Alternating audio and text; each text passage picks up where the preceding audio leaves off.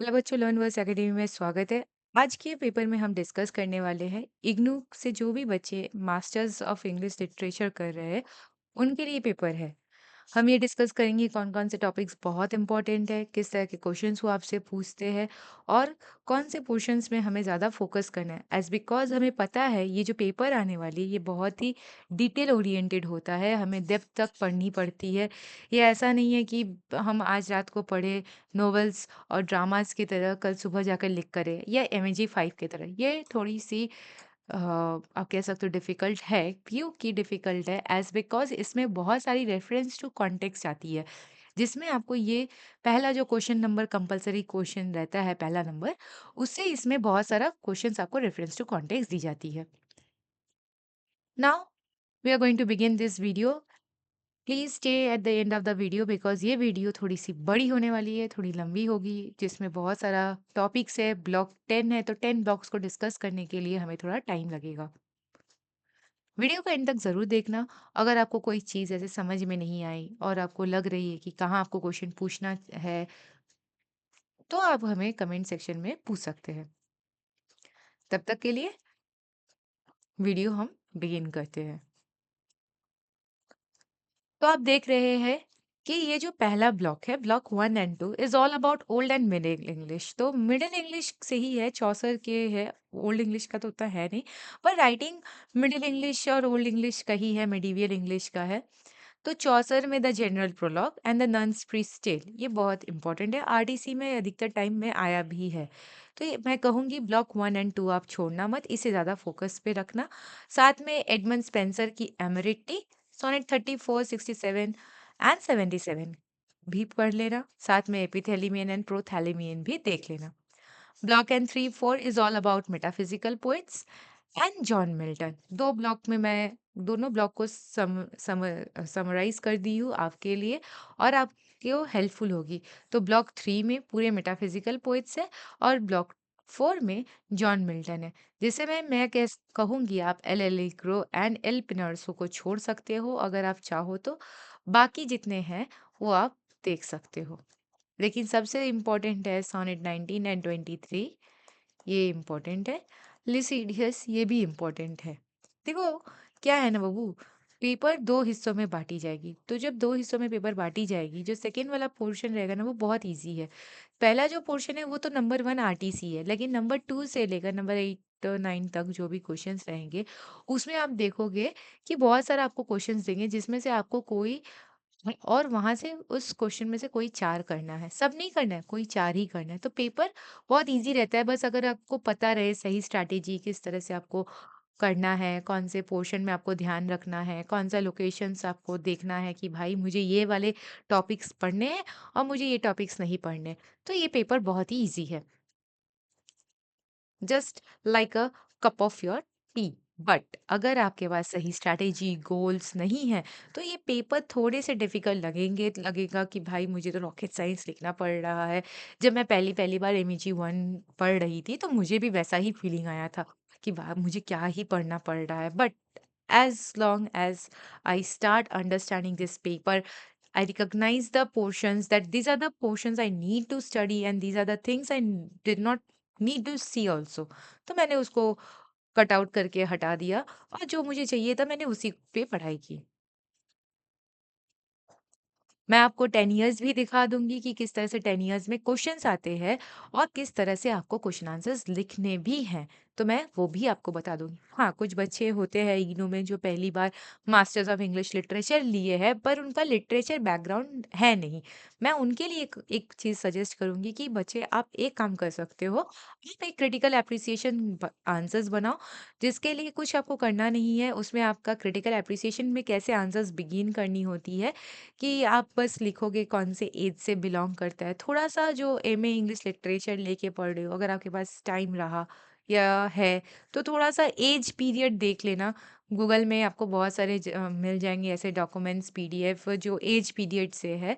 तो आप as period को जब आप क्रिटिकल एप्रिसिएशन लिखोगे तो कैसे लिखोगे? What is the structure of writing a proper critical appreciation और a master answer for the poetries. तो जब भी आप क्रिटिकल एप्रिसिएशन लिख रहे हो, पहले हमें पता है कि 3 चीज़ होनी चाहिए, intro, body and conclusion. Okay, we all knew about this. तो इंट्रो में आप क्या करोगे, जो भी पोइट्री लिख रहे हो उसके बारे में बताओगे, पोइट के बारे में बताओगे, अगर आपको पता है किस एज से बिलोंग करे वो बताओगे, पब्लिश कहाँ हो रही है वो बताओगे, पब्लिश कौन से ईयर में किया जा रहा है वो बताना पड़ेगा। अगर आप बॉडी कर रहे हो तो बॉडी में आपको याद रखना होगा कि आपको थीम बताना है, थोड़ी सी समरी आप बताओ तो चलेगा। फिर आपको सिंबल्स अगर कुछ यहाँ पे यूज हुए हैं, जिसे हम फिगर ऑफ स्पीच कहते हैं, इमेजेस जो यूज किए गए हैं वो आप यहाँ पे बताओगे। और जो जो फिगर ऑफ स्पीच यहाँ पे यूज किया गया है, कोई अगर मैसेज दी गई है तो वो आप बॉडी में बताओगे। और जब आप कंक्लूजन लिखोगे तो इसमें आप ओवरऑल पॉइंट ऑफ व्यू यहाँ पे लिखोगे। तो क्रिटिकल एप्रिसिएशन मतलब क्या, you are appreciating whatever the poet wants to whatever the poet wants to say in that poetry. That's all we do in critical appreciation. We appreciate that writing. और हाँ, जो already literature background से हो उसके लिए paper बहुत easy है। For them it's too easy, you don't have to think about it, what, and you have that idea that how to write a critical appreciation. So critical appreciation of for each and every poetry, just prepare that.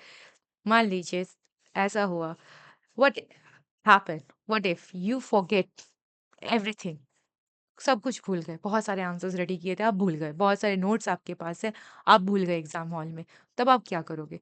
That is the best thing, right that critical appreciation, don't leave the question, please question छोड़कर मत आओ, try to attempt it, okay, and try to write it, because अगर आप लिखोगे तो ही teacher जो है वो मार्क्स देंगे। And if you are not writing, if you are not attending the question, how one could give marks there? Always remember, one is better than zero. अगर आपको वन मिल रहा है, it's always better than getting zero. Okay, and who knows, for that one marks you have got to your first division or your 80% or your 60% just for that one marks.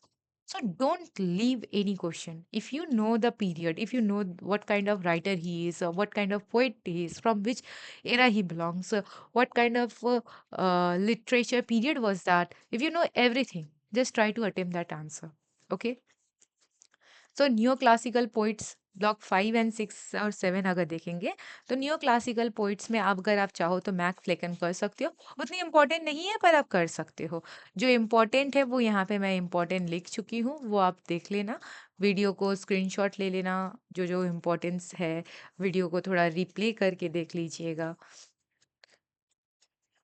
फिर आप देख सकते हो romantic poet, romantic poet में आप देखना the lamb से लेकर ब्लेक से लेकर जॉन किट्स तक, तो मैं कहूँगी पीबी शैली तक आप कर सकते हो तो कर लो, अगर आपके पास टाइम है तो पीबी शैली से लेके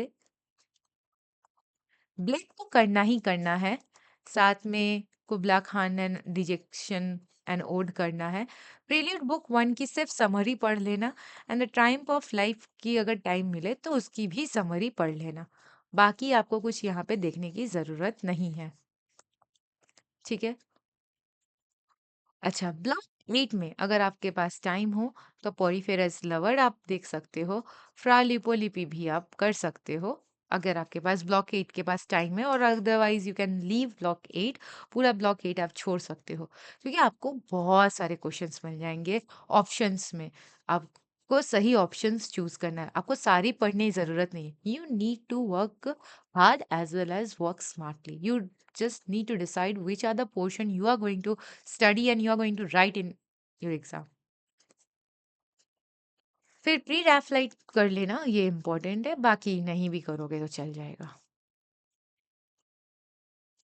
हाँ, block 9 and 10 is most important paper. 9 10 बहुत ही इम्पोर्टेंट है, इसे आप नहीं छोड़ना, इसे पूरा करना, जो भी इसमें दी हुई है पूरा का पूरा बहुत ही इम्पोर्टेंट है, इसे मत छोड़ना, इससे क्वेश्चन आती ही आती है। ठीक है।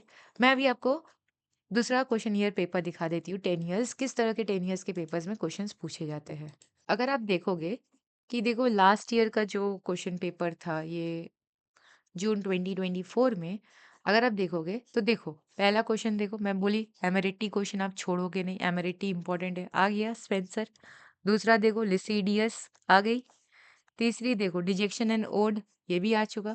प्रोथैलेमियन एपिथैलेमियन की कंपेयर एंड कॉन्ट्रास्ट पोइट्री आ गई, हो गया। देखो मैंने जो जो ब्लॉक आपसे कहा है अगर आपको करना है तो इसमें तो आपको कोई तीन चार ही करनी है। तो आपके पास क्या है, स्पेंसर हो गया एक, क्रिश्चियन और क्लासिकल लिसिडियस हो गई दो, डिजेक्शन एंड ओड हो गई थ्री, प्रोथैलेमियन हो गई फोर, प्रील्यूड हो गया फाइव, और देखो ब्लॉक 10 से आई क्वेश्चन सिक्स। तो देखिए कौन कौन से क्वेश्चंस बहुत इंपॉर्टेंट है, वो मैंने आपको यहीं पे लोकेट कर दी कि आपको तो करना चार क्वेश्चंस है पर आपके पास छह है। ये सारे ब्लॉक्स है जो बहुत ही इंपॉर्टेंट है। और आप वन नंबर पे देखोगे आरटीसी आपको दो करना होता है, सॉरी 10 मार्क्स के रहते हैं, वो आपको दो करने पड़ते हैं। तो 10 मार्क्स के आपको उसी तरह से लिखना है, इसीलिए मैं बोली कि कोशिश करना पोइट्री लोकेट कर पाओ। क्वेश्चन नंबर वन थोड़ा बाद में करना, पहले जो क्वेश्चन नंबर टू से लेकर एट तक है उसमें से अपना जो चार क्वेश्चन है उसे लोकेट कर लेना। 80 मार्क्स बहुत इंपॉर्टेंट है, ठीक है। ये देखो द टाइगर से ये दी गई है, तो एक ये लोकेट कर लिए और आपको एक और लोकेट कर।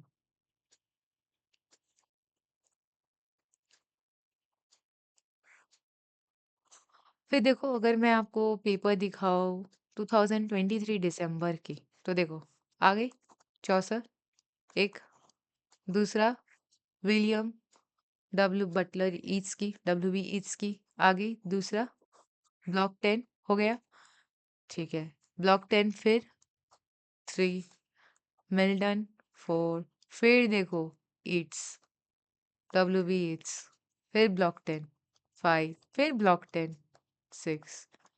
तो देखिए जो जो ब्लॉक्स मैं बोली हूँ वो ब्लॉक इम्पोर्टेंट है और वो आ रही है।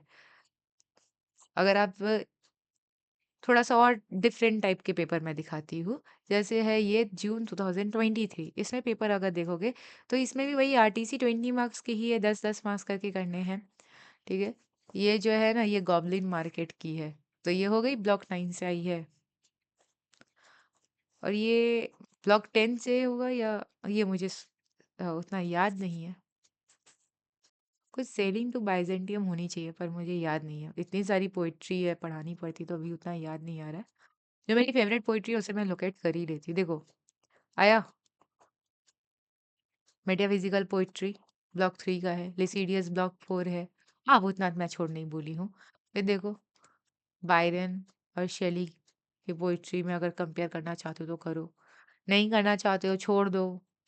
फिर देखो प्री रैफलाइट है आ चुका, इसमें से तुम्हें note any four of the following, तो आपको कोई चार करनी है, तो जिसमें से आप एक दो, एक दो यहाँ तो कर ही लिए, ये एक तीन हो गया। और इस जगह पे देखो यहाँ पे ये जो 7 और 8 नंबर में भी है, ये भी उसी में काउंट हो रही है पर आपको कोई एक करना होगा। तो एंड्रयू मार्वेल हो गई मेटाफिजिकल से, अफेक्शन आ गई मेटाफिजिकल से, फिर वेस्टलैंड हो गया ब्लॉक 10 से, नाइन, हाँ हाँ वही 9-10 से। फिर फर्न हिल हो गई ब्लॉक 9-10 से। तो हो गया ना। तो ये सारी पॉइंट आप देख पा रहे हो कि किस तरह के क्वेश्चंस है। तो मैं इसीलिए आपसे बोल रही हूँ कि कौन कौन से पोर्शन इंपॉर्टेंट है, मैं यहाँ पे मार्क कर दी हूँ। देखो यहाँ पे लिखा हुआ है इम्पोर्टेंट, ये आप छोड़ सकते हो, इसे करने की कोई ज़रूरत नहीं है। देखो यहाँ पे इम्पोर्टेंस लिखी हुई है, ठीक है। ये भी आती है, पूरा मेटाफिजिकल इम्पोर्टेंट है, ठीक है। पूरा मेटाफिजिकल इम्पोर्टेंट है, तो आपको दिख रही है क्या क्या इम्पोर्टेंट है, कौन कौन से करने हैं। देखो माई सिस्टर स्लीप से आया, द ब्लेज डैमर्जल से आई, गॉबलिन मार्केट से आई। तो मैं ऐसा नहीं बता रही हूँ जो आया ही नहीं है, मैं जो पेपर्स में देखी हूँ वही मैं आपसे कह रही हूँ। अगर आप ये सारे कर लोगे तो आपको इससे ज़्यादा करने की कोई ज़रूरत नहीं। यहाँ पे कुछ क्वेश्चंस मैं दी हूँ जो ब्लॉक 1 और 2 से रिलेटेड क्वेश्चंस है। देखो what does the term Renaissance mean? Identify some of the key factors responsible for the spread of Renaissance. तो जब आप ये इस तरह के आंसर्स लिखोगे तो क्या करोगे आप, रेनेसा तो बताओगे, की फैक्टर्स तो बताओगे, साथ में उनकी कुछ पोइट्री की एग्जांपल दे देना। आप कैसे कौन सी पोइट्री एग्जांपल दे सकते हो?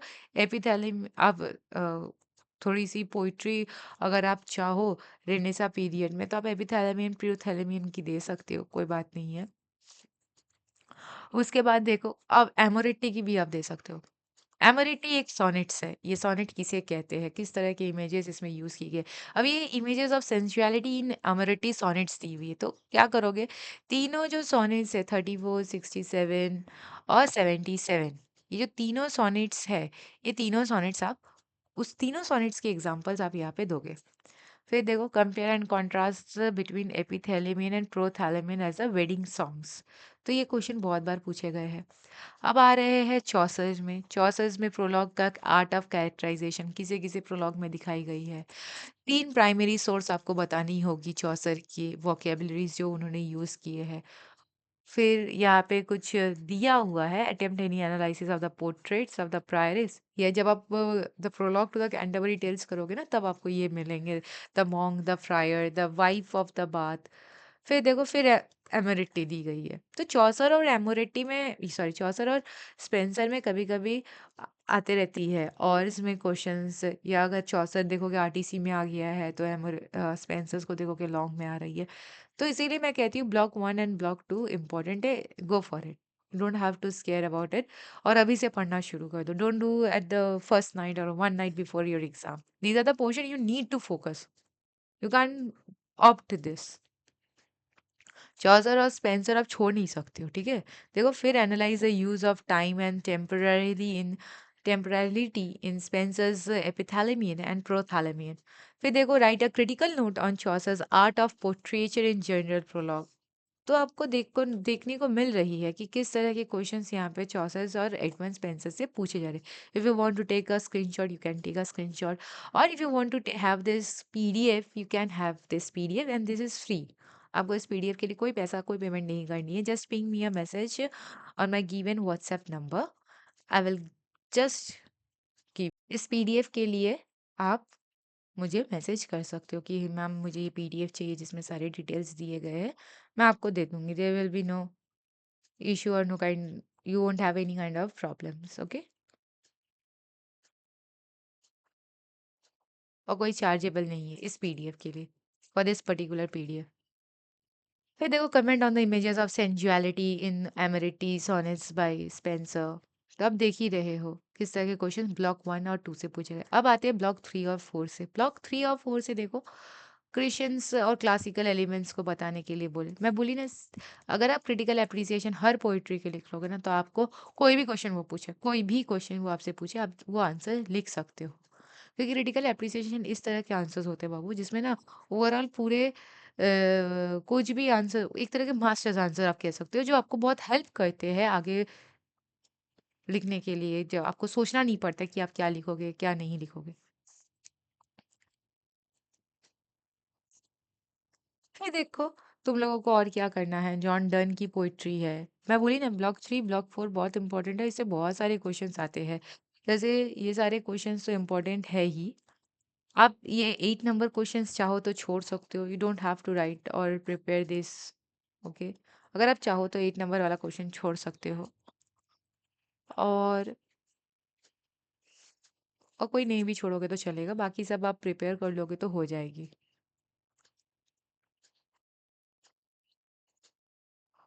सिर्फ एल एलिग्रो और एल पिनारसो जो है वो आप छोड़ देना, क्योंकि वो आप कर नहीं रहे हो। अच्छा, 5, 6, 7, इसमें अगर आप लोग देखोगे बाबू, तो इसमें क्या है, आपको जॉन ड्राइडन और अलेक्जेंडर पॉप नहीं भी करोगे तो चल जाएगा। जॉन ड्राइडन का सिर्फ मैक फ्लेकन में करने को बोली हूँ, बाकी कुछ करने की दरकार नहीं है।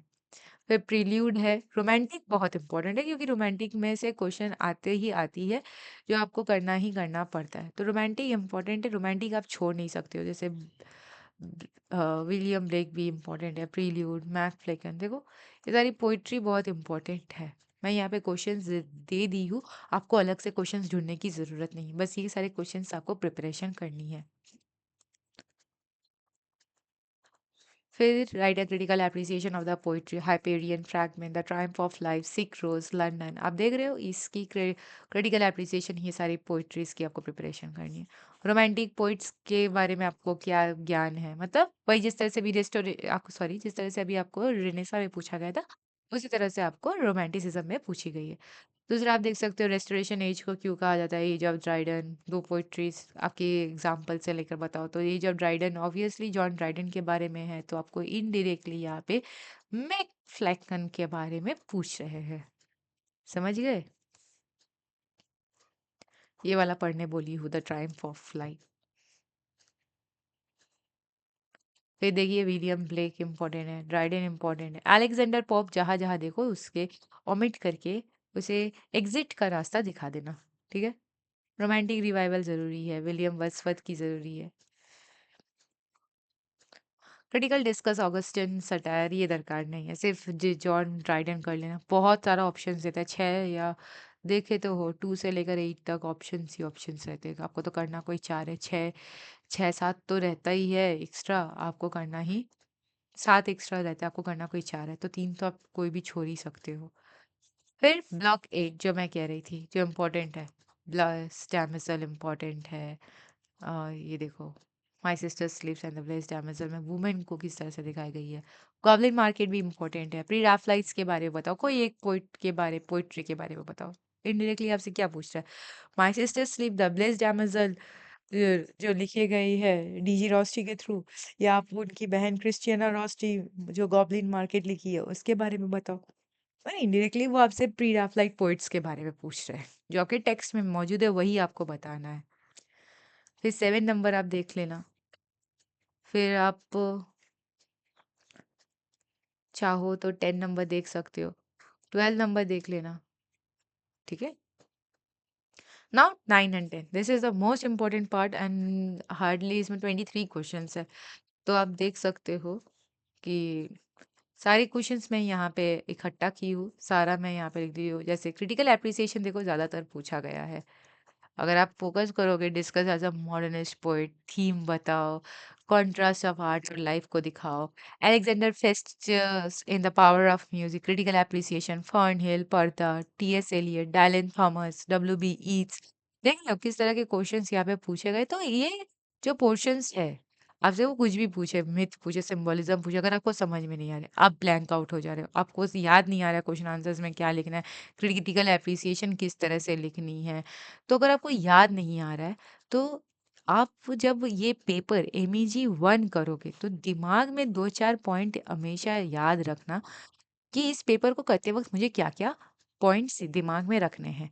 तो जब भी आप करोगे, पहले तो पोएट्री के बारे में पूरा इंट्रोडक्शन ले लेना कि पोएट्री कब लिखा गया था, कौन से साल में लिखी गई थी, कब छापी गई थी। दूसरा, पोएट के बारे में, पोएट की जो हिस्टोरिकल और कल्चरल बैकग्राउंड है, मतलब पोएट कौन से एरा से बिलॉन्ग करते हैं, कौन से लिटरेचर पीरियड में थे, कौन से आप कह सकते हो कंट्री से बिलोंग करते हैं, आसपास कोई रेवोल्यूशन, बड़ी रेवोल्यूशन हुई है कि नहीं। तो पोएट की जो कल्चरल और हिस्टोरिकल बैकग्राउंड है वो देख लेना।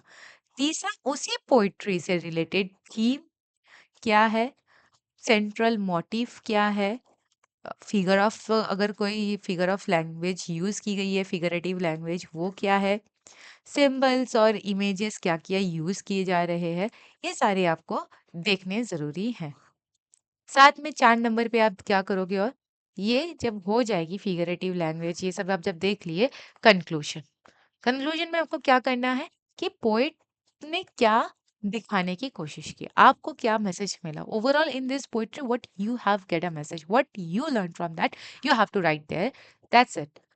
कोई हार्ड एंड फास्ट रूल्स नहीं है, बहुत हार्ड नहीं है। एमएजी 1, मुझे ना सच बता रहे, मुझे बाकी पेपर्स थोड़े हार्ड लग रहे थे। एमएजी 1 जब मैं इस तरह से स्ट्रैटेजी करके पढ़ना शुरू की ना, तो मुझे बहुत दूर तक रिलीफ भी मिला और बहुत हद तक मुझे समझ में आया कि मुझे क्या पढ़ना है और क्या नहीं पढ़ना है।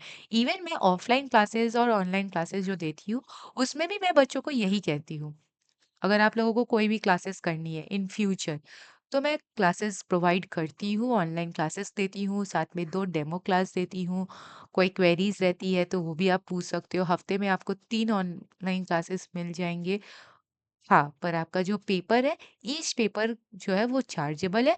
450 मैं लेती हूँ। आपको व्हाट्सएप नंबर डिस्क्रिप्शन बॉक्स में मिल जाएंगे, आप वहाँ से मुझे मैसेज कर सकते हैं, और यहाँ पे भी मैं अभी आपको अपना व्हाट्सएप नंबर दे दी हूँ, आप मुझे पिंग कर देना, मैं आपको सब कुछ क्लासेस के डिटेल्स के बारे में बता दूँगी। अगर आप अभी बस 1 ही पेपर दे रहे हो या 2 पेपर दे रहे हो, कितना पेपर देना है, पूरा का पूरा मास्टर ऑफ इंग्लिश लिटरेचर का आपको फुल फ्लेज्ड गाइड्स मिल जाएगी। आपको पहला 2 क्लास में कोई फ़ी नहीं देना है, कुछ चार्जेस नहीं पे करनी है।